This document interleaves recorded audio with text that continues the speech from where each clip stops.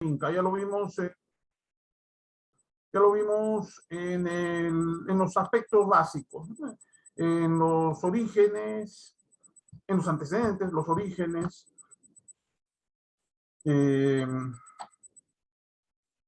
la descripción histórica general, la organización política, económica y social. Vamos a complementar esto, ya con esto terminamos en referido a los incas, con la organización cultural, militar, religiosa del Imperio Inca. Ya la próxima clase vamos a hablar de la fase final. Bueno, la fase final lo voy a dejar, no lo haré en la próxima clase, haré otra cosa porque ya la fase final del Tahuantinsuyo corresponde a el tiempo de la conquista, lo que es la conquista, la fase final del Imperio Incaico. Bien, entonces vamos compartiendo algunas imágenes. En este caso, vamos con la educación incaica. Bien, como saben ustedes, en toda cultura, en toda civilización, está el plano educativo. Es decir, que sustenta a una determinada civilización es su sistema educativo. La perpetúa, hace que las personas se vayan adaptando a las leyes, las personas se vayan adaptando a las normas que impone en este sentido, el mismo Estado. Entonces el Estado diseña una política, pero es necesario que las personas se vayan involucrando en esta política y vayan adaptándose al tipo de sociedad que se ha diseñado desde la política imperante en el Estado. Bien. Entonces, el Tahuantinsuyo tuvo una organización educativa. Como la tuvieron otras culturas, pero hacemos hincapié en el Tahuantinsuyo por ser la cultura que sintetiza todo un proceso cultural en los Andes. Entonces, vamos a hablar de la educación incaica. Bien, la educación incaica, vamos con las características, era de corte clasista. Solo recibían educación los hijos de la nobleza. ¿Ya? Es decir, la educación tenía un perfil excluyente.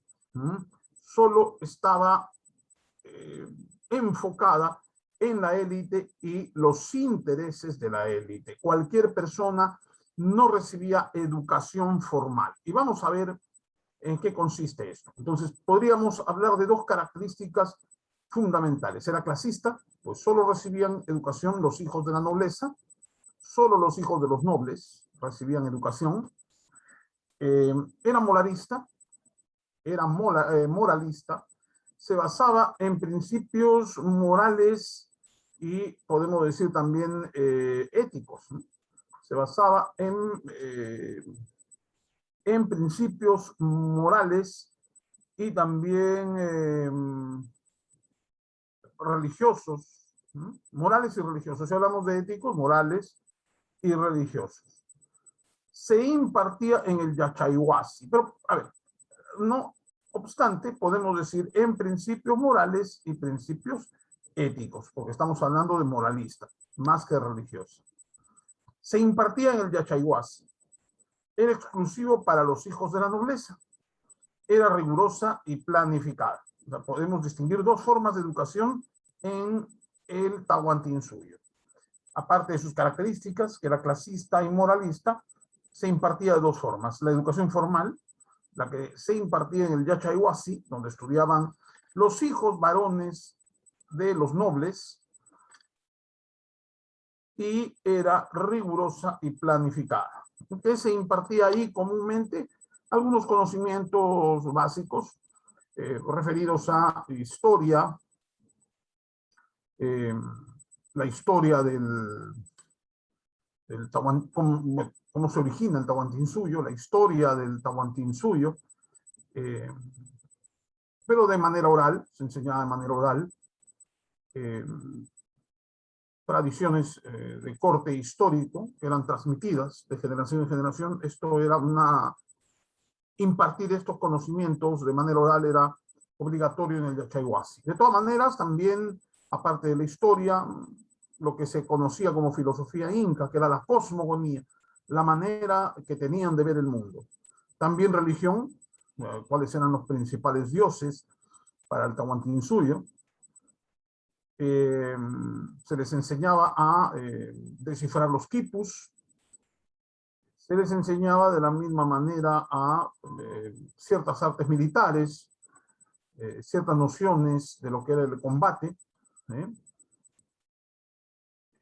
cierta instrucción militar, y también sobre política, cómo gobernar. Bien, eso era lo más importante que se impartía en el Yachaywasi, los conocimientos que se impartían en el Yachaywasi. La otra educación era de carácter informal, a la que se sujetaban la mayoría de los ciudadanos del Tahuantinsuyo. Se impartía en el hogar o la casa, era para el pueblo y era espontánea. En esta educación informal se transmitía conocimiento sobre el trabajo, o sea, en artesanía, alfarería, agricultura, ganadería. Bueno, si el padre se dedicaba a la agricultura y la ganadería, eso le enseñaba a los hijos. Si el padre era alfarero, le enseñaba al hijo alfarería. Si el padre era artesano, le enseñaba artesanía. Si el padre era orfebre, tenía conocimientos de metalurgia, también se los transmitía al hijo, ¿no? Mientras que las mujeres se les impartía el conocimiento básicamente de las labores domésticas. Mientras que las mujeres de la nobleza se educaban en el Yachaywasi, se educaban para ser las mujeres del Inca y algunas mujeres del Sol.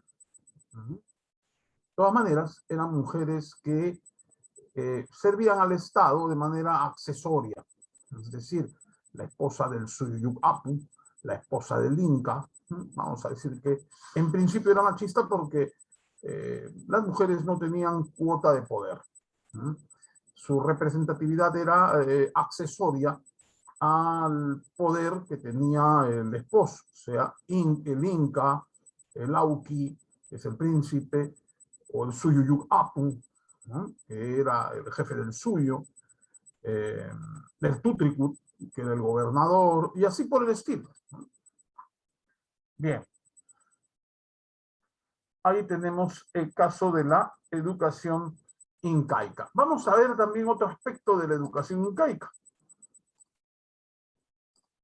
¿Qué otras cosas tenía la educación incaica? La educación incaica estaba dirigida por los amautas, que eran los profesores. Los amautas eran los profesores. Habían dos tipos de educación. La educación natural era asistida por el Estado. La educación que se le asistía a las personas en general. Esta era asistida por el Estado, vigilada por el Estado. Y la educación sistemática, ahí sí estaba dirigida, claro, de acuerdo a los intereses del Estado, ¿cierto? Pero estaba dirigida por los amautas, que tenían mucho conocimiento, y estos enseñaban a los hijos de los nobles. Entonces, ¿quiénes accedían a la educación? La nobleza. A la educación formal, porque de ahí hay educación informal, que es la que imparte el pueblo, la que imparte la comunidad, la que imparte fundamentalmente la familia. ¿Sí? Y ahí tenemos el caso de la educación, ¿no? Bien.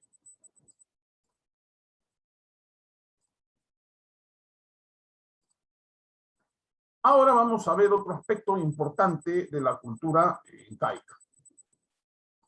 Vamos a ver las manifestaciones culturales y artísticas, cultura y arte en el Tahuantinsuyo. La arquitectura.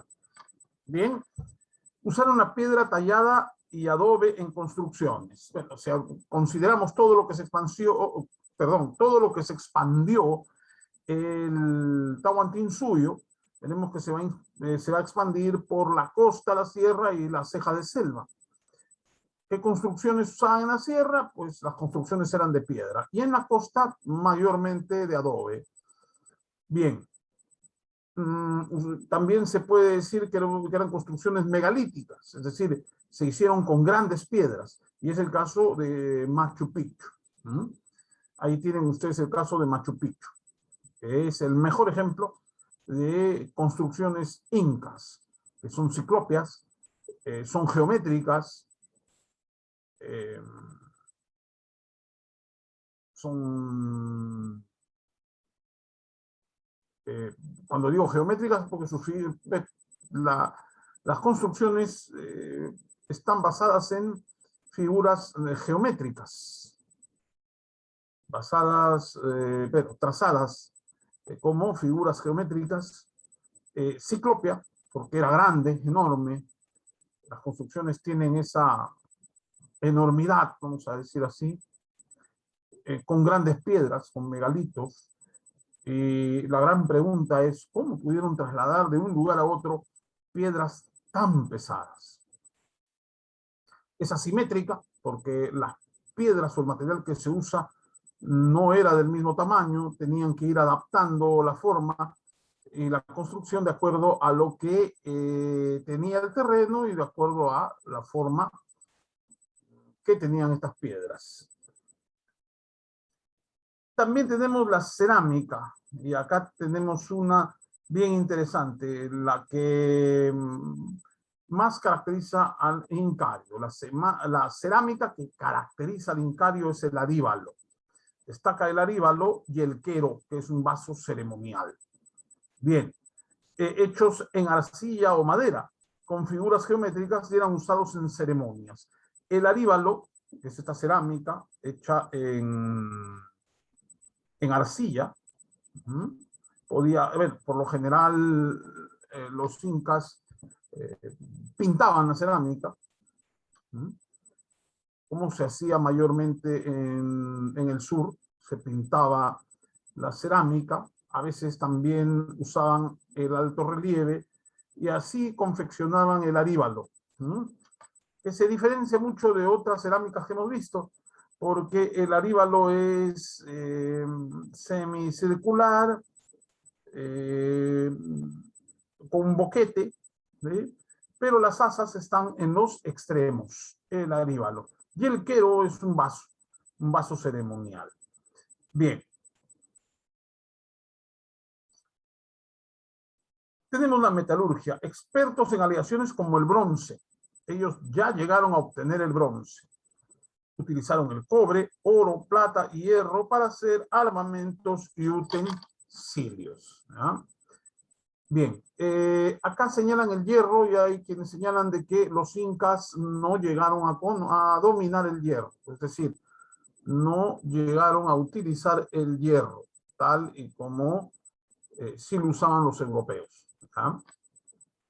Es probable que ellos hayan usado el hierro para las aleaciones, sustancias ferruginosas o sustancias de hierro para las aleaciones, pero no utilizaron el hierro en estado puro, como sí lo hicieron los europeos. El bronce sí llegaron a hacerlo porque en el sur sabemos que hay estaño, el estaño se combinó con el cobre y bueno, vino el hierro, pero también llegaron a dominar, a utilizar y dominar las combinaciones, las aleaciones y las sustancias ya maleables, ya con ductilidad, ¿ya? Con ductilidad, sustancias también en estado puro como el oro y la plata. Destacaron en las aleaciones porque también fueron aprendiendo de otras culturas. Conforme avanzaban, tendían a absorber aportes culturales. Los del Tahuantinsuyo, los incas. Textilería, utilizaron lana de llama, vicuña y alpaca en sus tejidos con figuras geométricas y con diseños simétricos. ¿Ya? Bien, la textilería, bueno, maquilaban al ganado, en este caso a los camélidos sudamericanos llamados también auquénidos, pero también conocieron el algodón, gracias a sus largos viajes, también conocieron la fibra vegetal.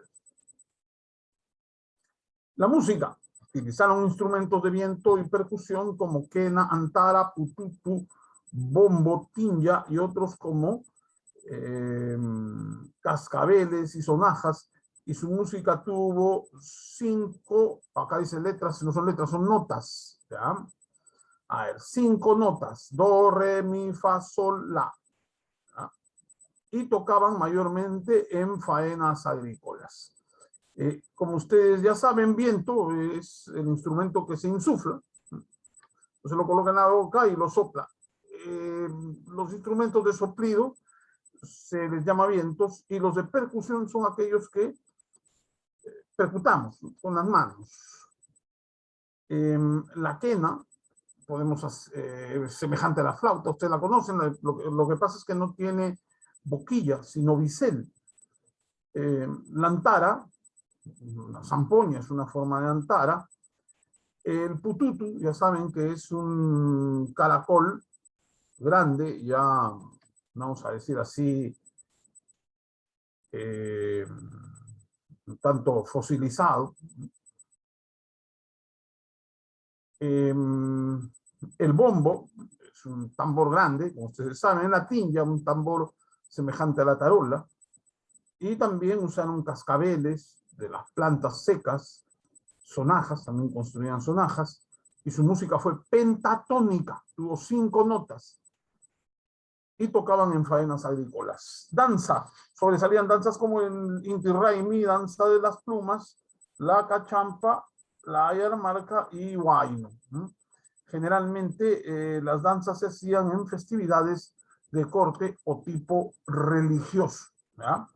Y podemos decir esto, ¿no? En cerámica, ya ustedes saben identificar el quero, el aríbalo, arquitectura, Machu Picchu, Pisaj, también tuvieron fortalezas como el Ollantaytambo, el Sacsayhuamán, y en fin. También se le adjudicó la de Pachacamac en la costa, en Lima. En fin.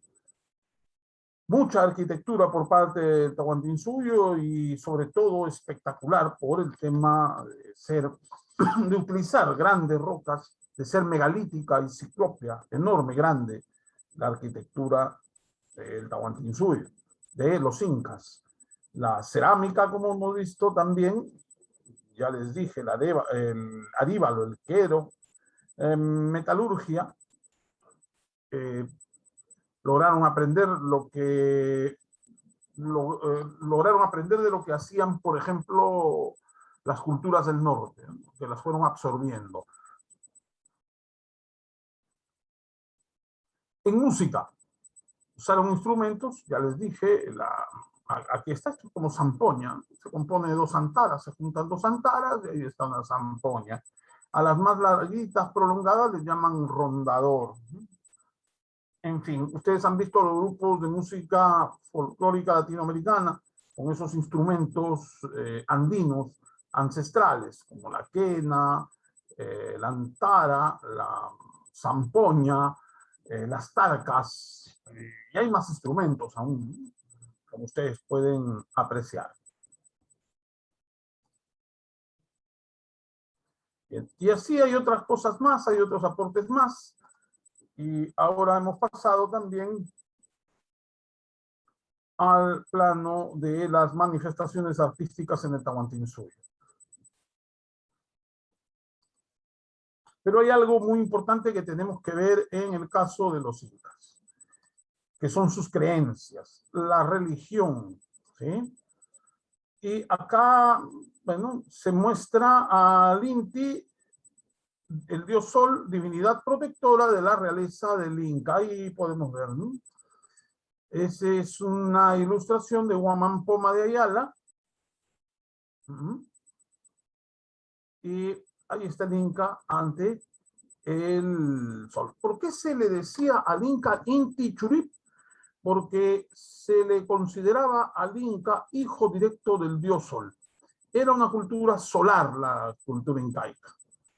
Bien, la escena muestra a Inti, que es el dios Sol, divinidad protectora de la realeza inca. Inicialmente los incas fueron politeístas, creían en varios dioses.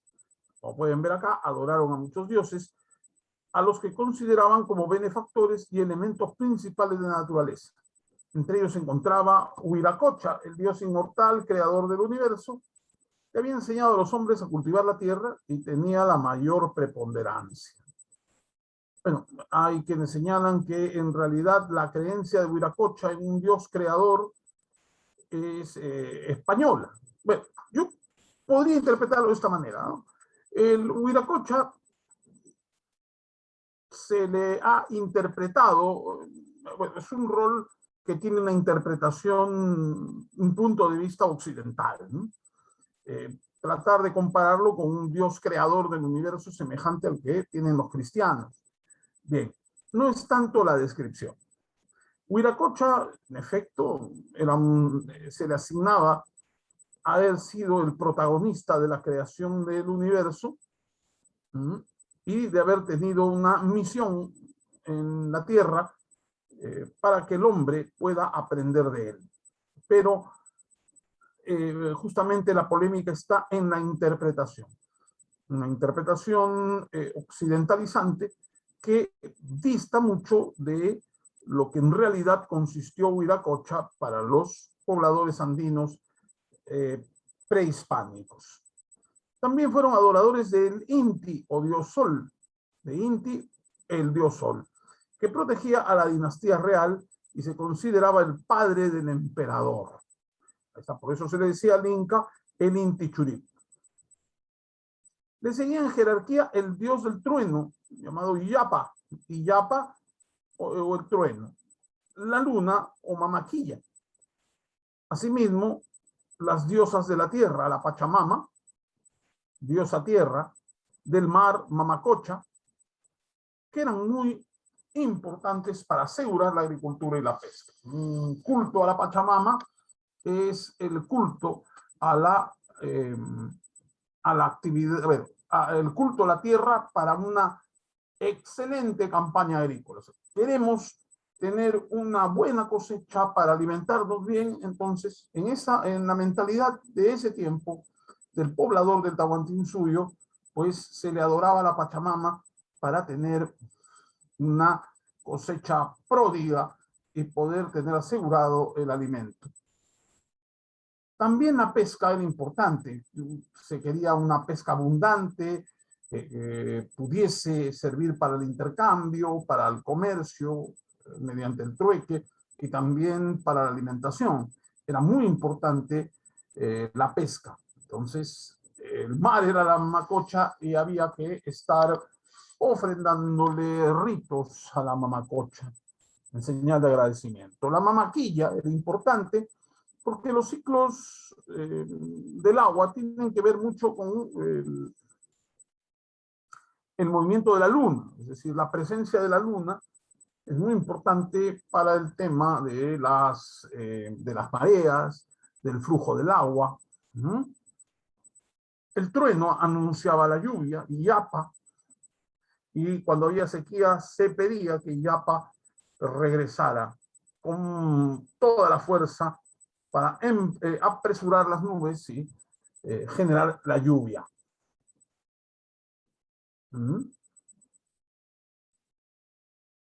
Y también está bueno, el dios Sol, el Inti, al que se le debe la vida en la tierra.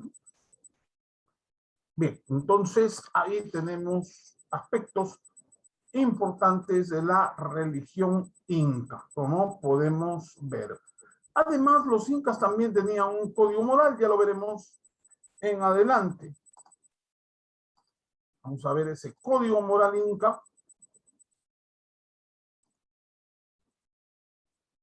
Que acá vamos a ver.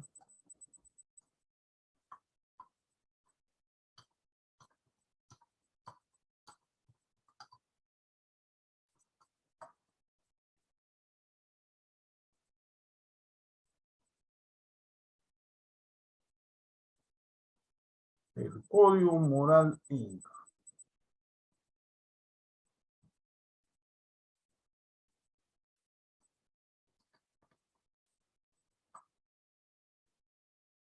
Vamos a ver cuál es esto de la moral inca.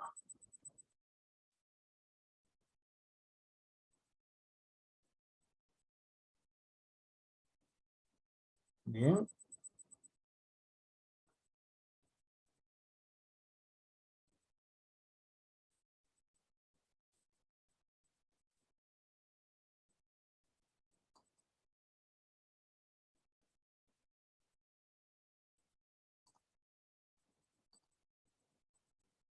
Importantísimo también conocer el Código Moral Inca. ¿Mm? Y básicamente está basado en 3 leyes. Vamos a ver. Vamos a ver cuáles son.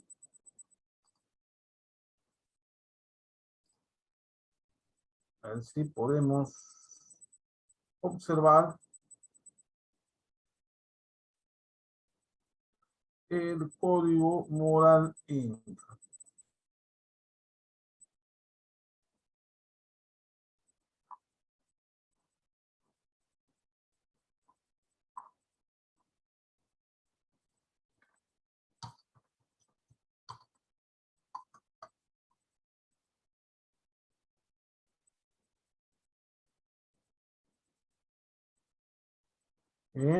Entonces, podemos ir adelantando que hay 3 frases célebres, ¿no? Ama suya, ama aquella, ama yuya. Muy importante el código moral para los, eh, para los incas.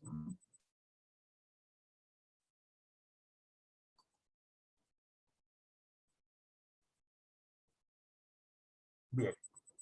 Entonces, acá vamos a ver, lo compartimos y vamos avanzando con esto.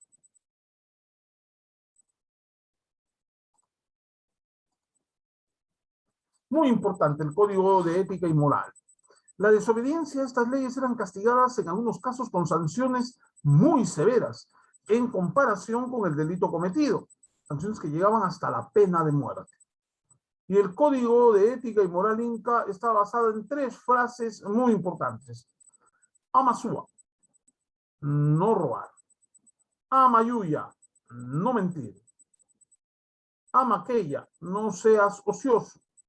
Se han agregado cosas como amasipex, que es decir, no seas asesino.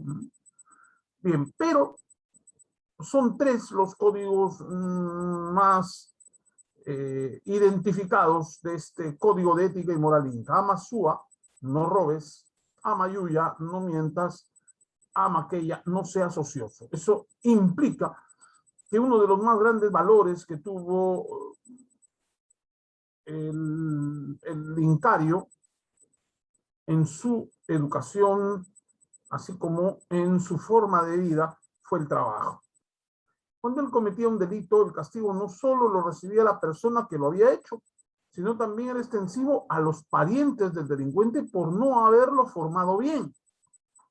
Cuando alguien cometía un delito, el castigo no solo lo recibía la persona que lo había hecho, sino también era extensivo a los parientes del delincuente. ¿Ya? Entonces, bueno, tenía sus variantes según las fuentes a citar. Es decir, esto quería decir en síntesis que si el delincuente tenía finalmente un veredicto en contra, lo que se quería es que la familia no saliera a su favor, que la familia no saliera a favor del delincuente. Pero obviamente recibían otro tipo de sanción. La más dura era para el que lo había cometido. Los curacas podían castigar el robo, el homicidio, la pereza, el adulterio, etcétera, pero siempre bajo la vigilancia de los tuquiricus o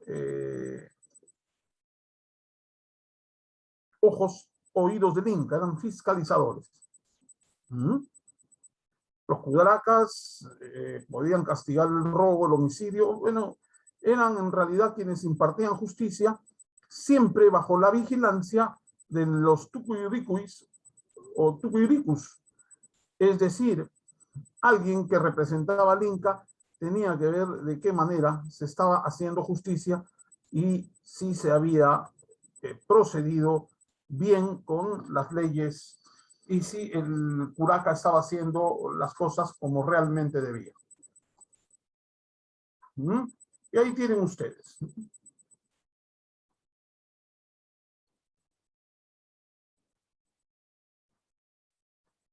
Bien, entonces vamos avanzando. Y ahora vamos a ver otro punto.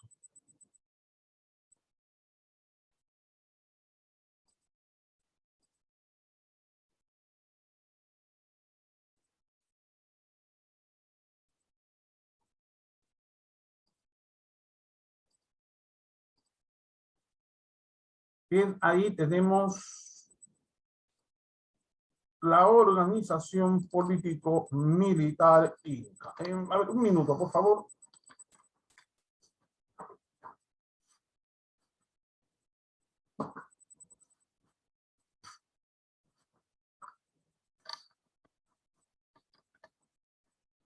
Bien, la organización militar inca, ahí tenemos cuál era la indumentaria del soldado inca. Pueden ver ustedes, tenían lanzas y un objeto con el cual lanzaban las lanzas para que ésta fuera impulsada con más fuerza y fuera letal. Es una ventaja, por ejemplo, que se tenía en la ceja de selva, cuando se pelea con los nativos de la selva. Los nativos de la selva no tenían estos impulsadores de lanzas, que sí tenían los incas. Bueno, generalmente estaban armados con lanzas, arcos, flechas y macanas, así como ondas. Estaban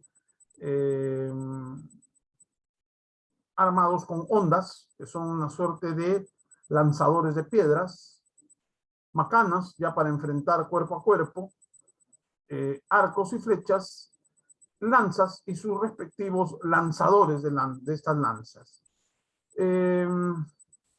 Bien, aunque habían lanzas aún más grandes, que eran ya para tratar de romper filas.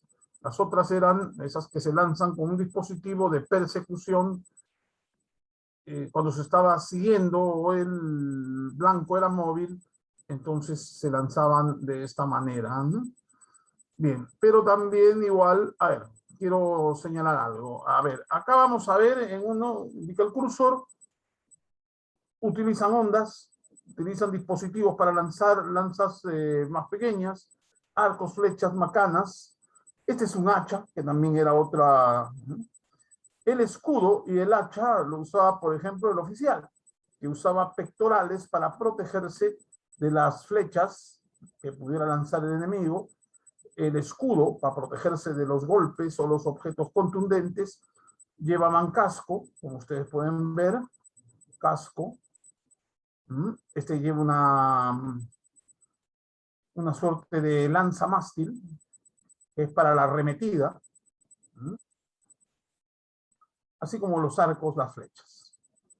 La organización militar en el Imperio Inca compusieron un poderoso y eficiente y bien equipado ejército. La organización militar del Imperio Inca, en el Tahuantinsuyo, hubo un importante ejército.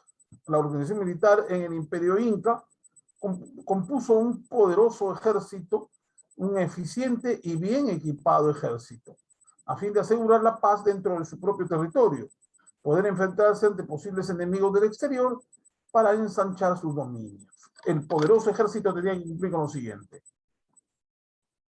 Debería proteger el orden interno y también, a su vez, ensanchar las fronteras, es decir, conquistar territorios. Un ejército hacia afuera para incorporar más territorios y un ejército adentro cuidando el orden interno.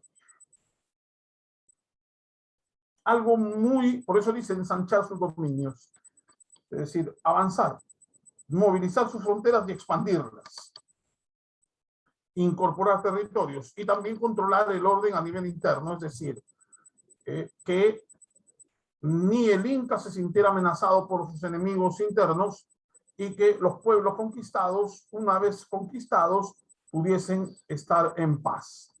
El servicio militar era obligatorio y todos los runas o ciudadanos varones comprendidos entre los 25 y 50 años de edad eh, formaban parte de este servicio militar.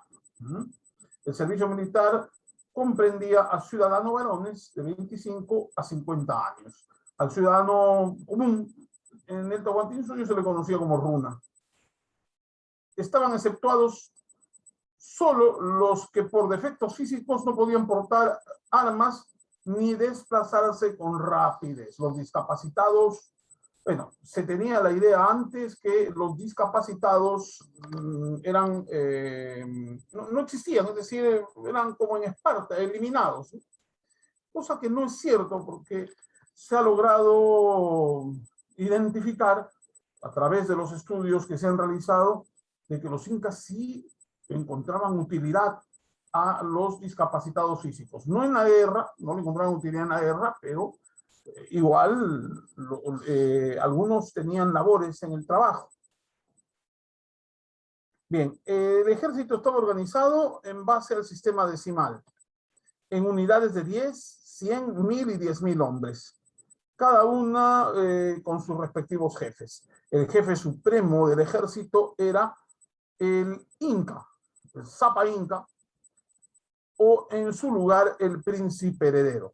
Los jefes de mayor graduación eran los Apus Kipais. El Apu Kipai era, o los Apus Kipais eran los jefes de mayor rango. Cada cuerpo marchaba bajo su emblema particular que simbolizaba la región de su procedencia. Pero todos portaban el estandarte imperial llamado el Sunturpaucar, que contenía los colores del arco iris.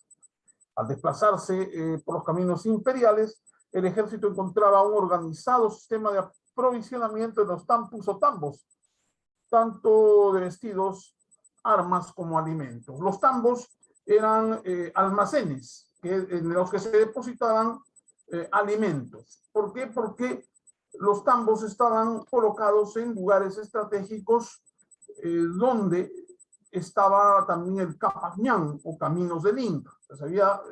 Los incas habían construido caminos pedestres. Eran rutas que se seguían a pie de un extremo a otro, pero eso sí, con tambos de aprovisionamiento. Entonces, después de una muy larga caminata, se alimentaban y continuaban con su camino. En el caso de los ejércitos, incluso podían encontrar armas en esos tambos o nueva indumentaria para continuar desplazándose al territorio por conquistar o por proteger. Muy bien. A esa red vial enorme que tuvo pedestre, que se hacía a pie, que tuvo el Incario, se le conoce como Capañán o Caminos del Inca. Bien.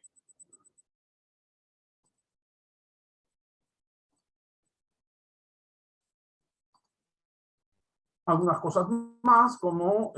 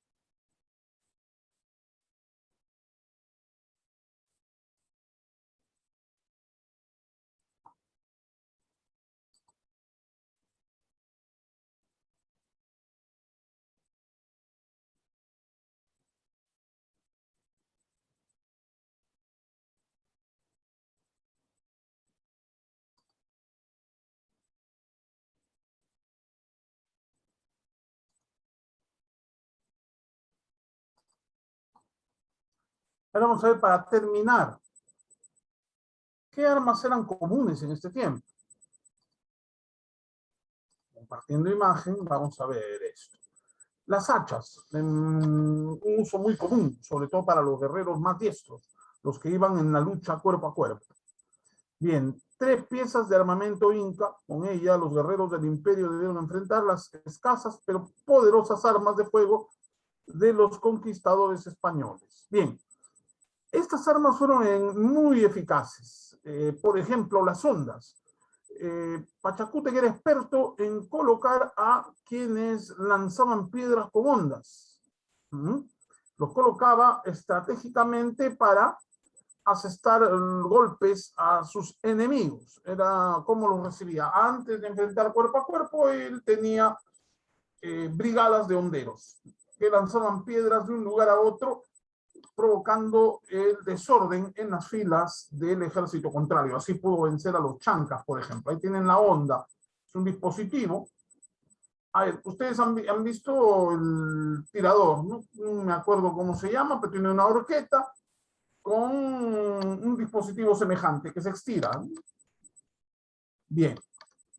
Pero eso es para niños. Puede hacer daño, es cierto, pero comúnmente lo usan pequeños, ¿no? Para matar pajaritos, los muy condenados. Ahora ya no, felizmente no se usa mucho porque se hace daño a la ecología, ¿no? Hacerle daño a las aves. Eso tiene de proteger las aves un fin importante, ¿no? Porque estamos salvaguardando la naturaleza. Ahí tenemos, pero la onda no era como la orquesta. La onda era un dispositivo el cual lo batías con el brazo con mucha fuerza y luego lo soltabas y la piedra llegaba, enormes piedras, una masa pétrea, llegaba con una fuerza impresionante que te podía destapar el cráneo. La otra era la masa, que eran cuerdas atadas a un dispositivo de piedra. Ahí tenemos ahí un dispositivo de piedra, una masa de piedra, esta está tallada, sobre ella un lazo de cuerda muy fuerte, muy bien atado, como ustedes pueden ver, y eso funcionaba como meterte un cadenazo con una bola de acero, ¿no? Impresionante, podía destaparte el cráneo con facilidad o también dislocarte un hueso. Y el hacha, muchas veces hecha del sílex, o también, bueno, de sílex, ¿sí? Esta era muy dura y cortante, podía abrirte el cráneo, ¿no? Estas 3 armas fueron las más útiles frente a los conquistadores españoles que tenían armas más sofisticadas. Pero cuando te enfrentabas a un español con un hacha, con esta hacha podías hacerle daño. Con las ondas también podías hacerle daño, y con las masas ni se diga. Dice acá, 3 piezas del armamento inca, con ella los guerreros del imperio debieron enfrentar las escasas pero poderosas armas de fuego de los conquistadores españoles. Por ejemplo, los arcabuces eran lentísimos, en el sentido de que tú, o sea, aparte de que disparaban a corta distancia, tenías que recargarlos constantemente. Y bueno, cuando los incas estaban con sus ondas y estas piedras hacían daño, pues no era muy rápida la reacción de los españoles para eliminar a los indígenas. Pero estos podían responder con ondas, por ejemplo, cuando veían a larga distancia. El hacha, que sirvió mucho de cuerpo a cuerpo, y la masa también, ¿no? Impresionante, podía romper cráneos esta masa. Bien. Podemos ver algunos otros. Acá hay algo muy importante, quisiera que vean ya para finalizar.